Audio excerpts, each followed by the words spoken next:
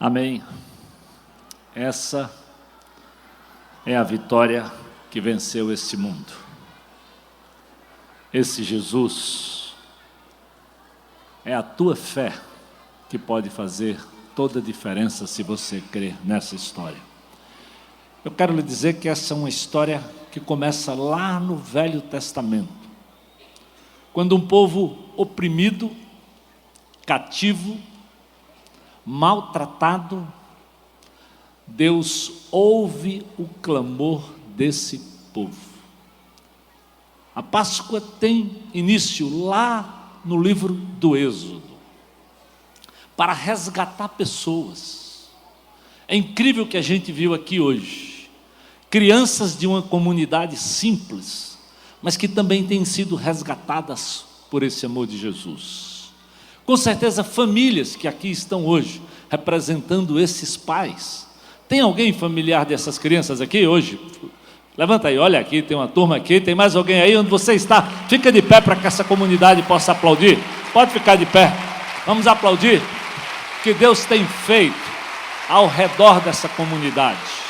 É o amor de Jesus, é a sua graça. Obrigado, viu? Podem se assentar. É a graça que um dia me alcançou e alcançou essas crianças e essas famílias. Muita gente nem entendeu quando essa igreja saiu lá, praticamente da aldeota, e vem para um lugar como esse. Talvez hoje a gente esteja vendo o resultado de como a graça de Jesus foi capaz de abençoar esses que estão aqui ao redor de nós pela sua igreja. Então, em Êxodo capítulo 3, vamos ficar de pé para a gente ler esse texto da palavra de Deus. Êxodo 3, nós vamos ler do versículo 7 ao versículo de número 12. Êxodo 3, do versículo 7 ao número 12.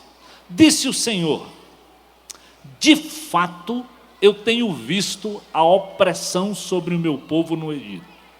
Tenho escutado o seu clamor por causa dos seus feitores, e sei o quanto eles estão sofrendo.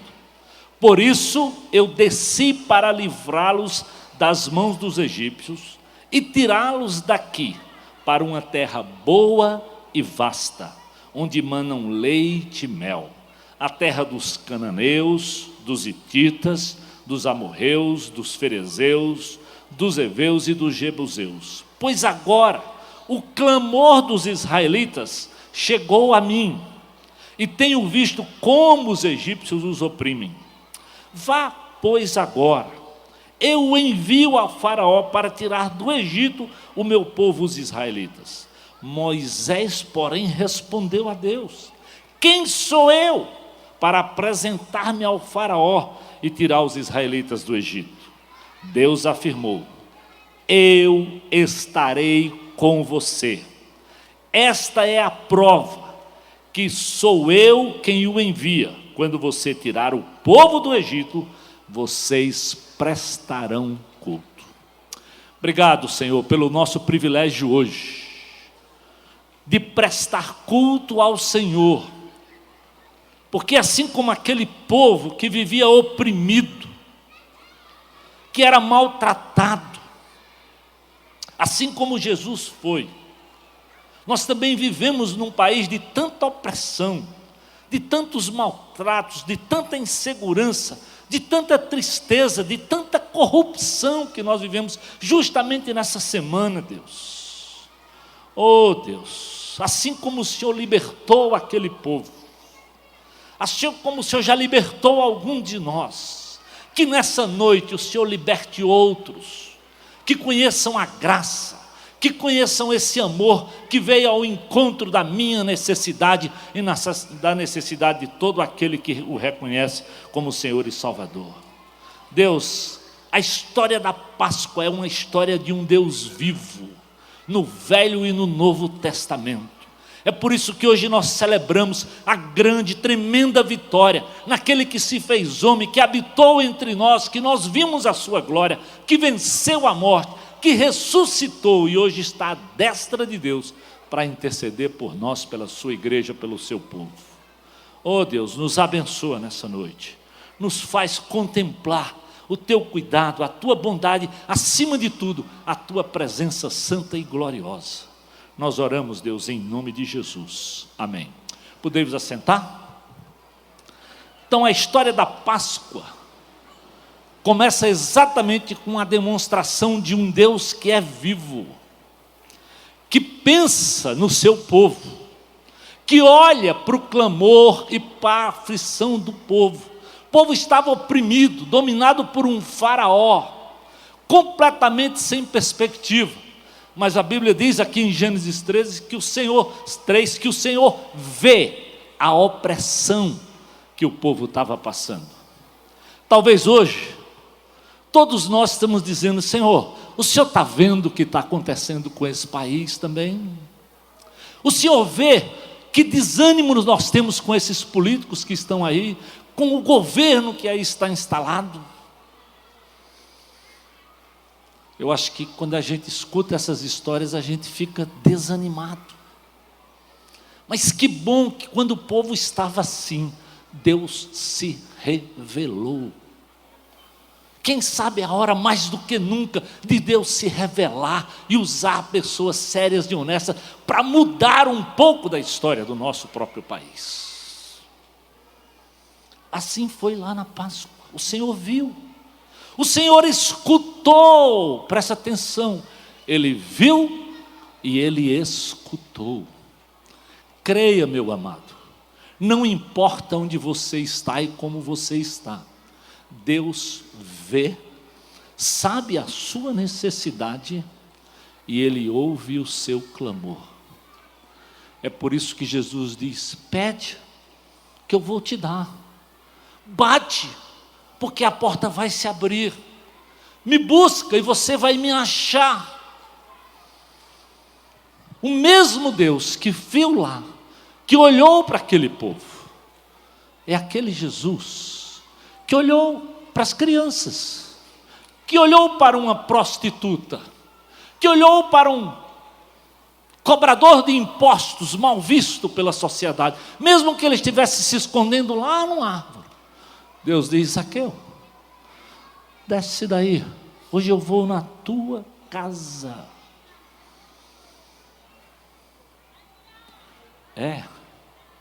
Jesus marca encontro, Jesus busca, e eu sei, porque eu também fui encontrado.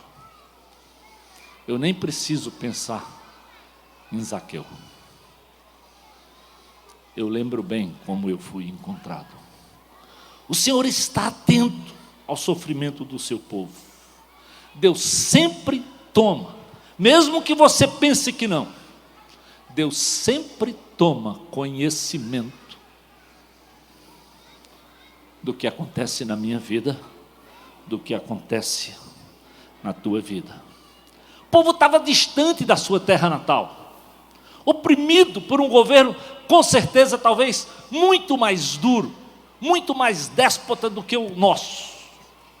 Completamente controlador era o faraó. Mas mesmo assim, Deus não abandonou. Deus estava vivo e atento. Páscoa é, acima de tudo, presença. É um Deus que veio para olhar para o seu povo. Um Deus que já lá no Velho Testamento manda que cada família daquela gente matasse um cordeirinho e colocasse nos umbrais das portas, para que o anjo do Senhor fizesse separação daqueles que temiam ao Senhor, daqueles que iriam adorá-lo, e daqueles que queriam continuar só vivendo para esse mundo e na opressão desse mundo, como talvez ainda é a maioria nos nossos dias. Deus não nos abandona. Em Êxodo 3, versículos 19 e 20, a Bíblia diz assim, o Senhor diz: eu sei que o rei do Egito não os deixará sair, a não ser que uma poderosa mão o force. Por isso estenderei a minha mão e ferirei os egípcios com todas as maravilhas que realizarei no meio deles. Depois disso, ele os deixará sair. As coisas não aconteceram pelo poder daquele povo. Era um povo fraco, oprimido, sofrido. Mas Deus disse: eu vou agir com mão poderosa. É por isso que nós temos que continuar crendo que Deus também pode e tem poder para agir com mão poderosa nesse país, na minha família, na tua família, na minha vida e na tua vida. Nós acabamos de cantar, não tem causa perdida. Não tem causa perdida. Para Deus tudo é possível, não pelo teu poder nem pelo meu, mas pelo poder daquele que venceu a morte. É por isso que o túmulo está vazio, é por isso que a pedra rolou, é por isso que a própria cruz está vazia. É por isso que nós evangélicos não cremos num Jesus que continua lá na cruz, porque ele ascendeu aos céus, ele venceu a morte, ele está à direita, à destra do Pai, intercedendo por você e por mim. Nada que acontece na minha vida e na tua vida deixa de ter o controle de Deus. A Bíblia diz que nem um fio de cabelo, olha que coisa incrível, cai sem que o Senhor tenha controle. A Bíblia diz que todas as coisas, absolutamente todas, as boas e as ruins, Deus pode fazer e faz cooperar para o bem daqueles que amam a Deus. Que coisa incrível, que amor tremendo, que coisa maravilhosa. Então ele diz: eu vou agir com mão poderosa. Ele reconhece que tem obstáculos que aos seus olhos, aos meus olhos, são intransponíveis. O Senhor sabia que o rei do Egito era muito mais poderoso do que Moisés e Arão, mas Deus diz: eu vou agir com a minha mão forte, eu vou fazer maravilhas, eu vou libertar vocês. Ó povo de Israel, ele está vivo, ele está vivo, e ele convoca exatamente todos. Olha lá em Êxodo capítulo 12, como ele convoca toda a comunidade. Versículo 3 diz assim: olha, digam a toda a comunidade de Israel, que no 10º dia desse mês, todo homem deverá separar um cordeiro ou um cabrito para a sua família, um para cada casa. Deus veio ao encontro do seu povo sem fazer distinção, e Jesus amou o mundo inteiro. Ele não faz distinção. Sabe por quê? Porque todos pecaram, e todos nós andávamos e andamos, muitos como ovelhas desgarradas, sem compromisso com Deus. Mas mesmo assim, meu amado e minha amada, Jesus tem interesse. Mesmo que você não acredite, Ele te ama, e Ele quer firmar os teus passos. Ele quer te levar por um caminho novo e um caminho de vitória. Por isso Ele convidou absolutamente a todos, sem distinção. E no versículo 6 e 7 de Êxodo 12, ele diz assim: olha, guardem que no 14º dia do mês, quando toda a comunidade de Israel irá sacrificá-lo ao pôr do sol, passem então um pouco de sangue nas laterais e nas vigas superiores das portas das casas, nas quais vocês comerão o animal. Então Deus diz: vão lá, sacrifiquem o cordeiro, passem o sangue. E quando o anjo veio, identificou exatamente aqueles que ouviram e que obedeceram ao Senhor. Ainda hoje, meu amado, a história não é diferente. Por isso a Bíblia diz: hoje, se ouvirdes a sua voz, não endureçais o vosso coração. Deus tem interesse na sua vida, Deus te ama. O que você não pode fazer, o que eles não podiam deixar de fazer, era endurecer o coração e não dar ouvidos à voz de Deus. E Deus foi lá e agiu. Olha, versículo 12 do capítulo 12. Naquela mesma noite, ele diz: eu passarei pelo Egito e matarei todos os seus primogênitos, tanto homens como dos animais. Executarei juízo sobre os deuses do Egito, porque eu sou o Senhor. Ele é soberano. Ele conhece o coração de cada um de nós. E Ele desafia o seu povo a celebrar. Veja no versículo 14. Esse dia será um memorial, que vocês e todos os seus descendentes celebrarão a festa do Senhor. Celebrem como decreto perpétuo. Já no Velho Testamento, Deus ensina ao seu povo a celebrar a Páscoa, a celebrar a grande vitória, o grande cuidado de Deus lá por uma nação específica de Israel que estava sobre o domínio de um faraó, de um rei déspota lá no Egito. No Novo Testamento, nós encontramos um homem chamado João, que quando encontra Jesus, claramente associa, e eu quero dizer, todo cristão, seja ele católico, seja ele evangélico, conhece aquela frase de João: eis o Cordeiro de Deus que tira o pecado do mundo. Isso mesmo. Esse lá, cada família apresentava o seu cordeiro, e era o sangue nos umbrais das portas que fazia com que o anjo passasse por cima. Isso é Páscoa, passar por cima, guardar a vida daqueles que se identificaram com o sangue do cordeiro. Agora João diz: esse é o Cordeiro de Deus, não mais para a nação de Israel, mas que tira o pecado do mundo. Jesus veio não só para a nação de Israel. Lucas capítulo 4, se nós fôssemos ler, deixa isso muito claro. Quando Jesus prega o seu primeiro sermão em Nazaré, diz que eles ficaram admirados, encantados com a palavra de Jesus, mas ao mesmo tempo disseram: mas não é esse o filho de José? Não é esse o filho de Maria? Não são tais e tais os seus irmãos? E logo em seguida tentaram desqualificá-lo. E Jesus diz: oh, gente de coração duro. É por isso que tanto Eliseu como Elias foram pregar para aqueles que estão de fora. E Jesus decide sair de Nazaré e vai para Cafarnaum, porque era onde todos passavam. E ali foi a primeira demonstração de que Jesus amou a mim e a você e o mundo inteiro.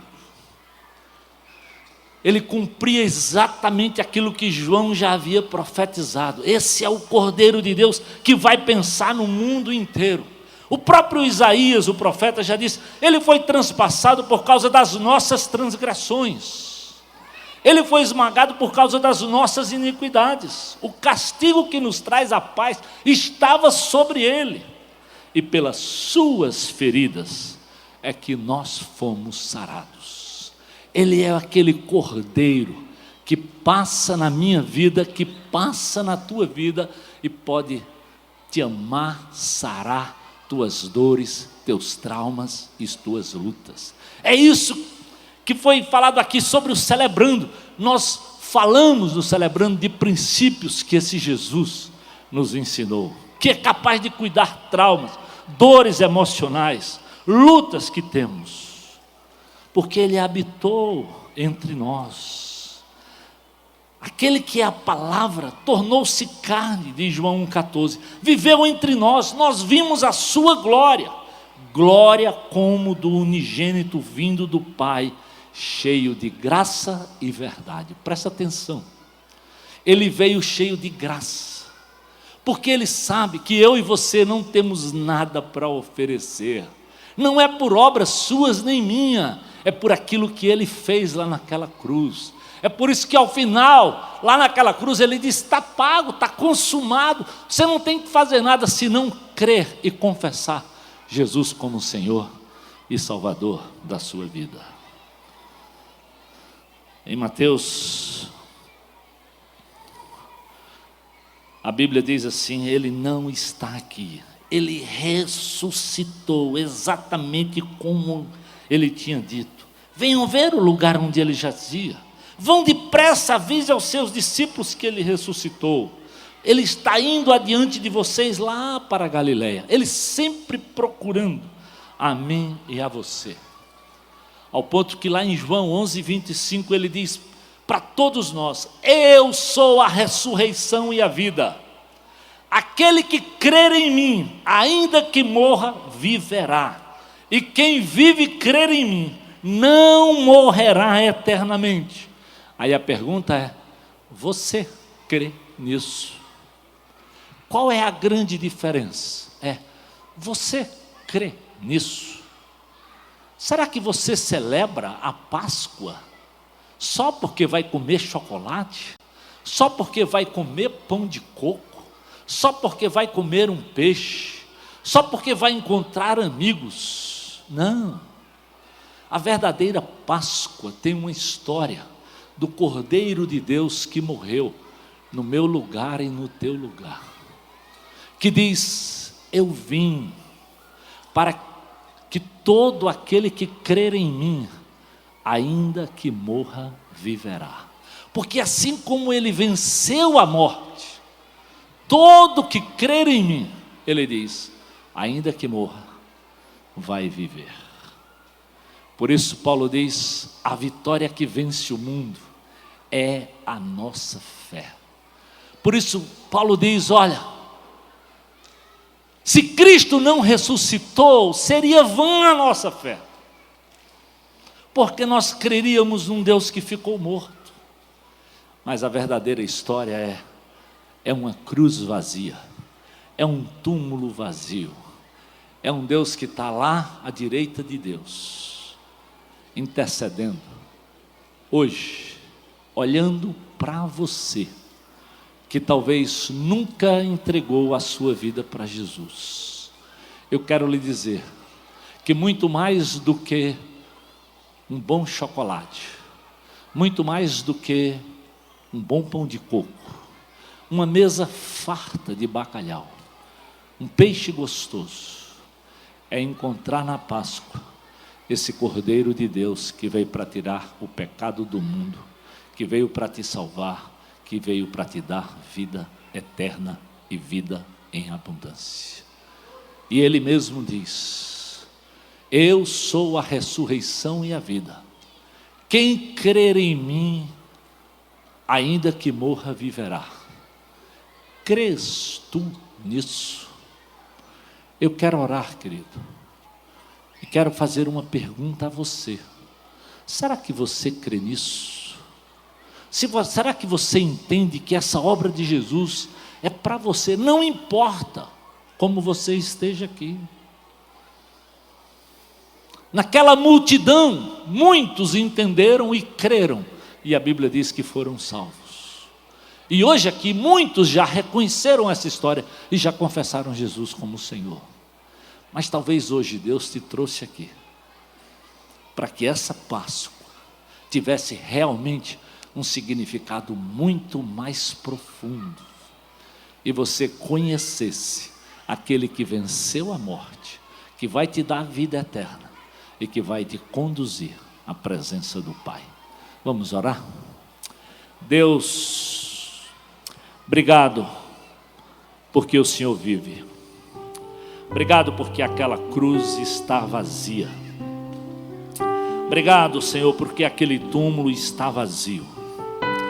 Obrigado porque o Senhor pensou em mim, exatamente como a música diz, como aquela rosa machucada no jardim. O Senhor pensou em mim, Senhor. O Senhor morreu por mim, apenas para que eu pudesse crer. Talvez hoje você está aqui sem esperança, talvez inundado com suas próprias lutas e os seus próprios problemas.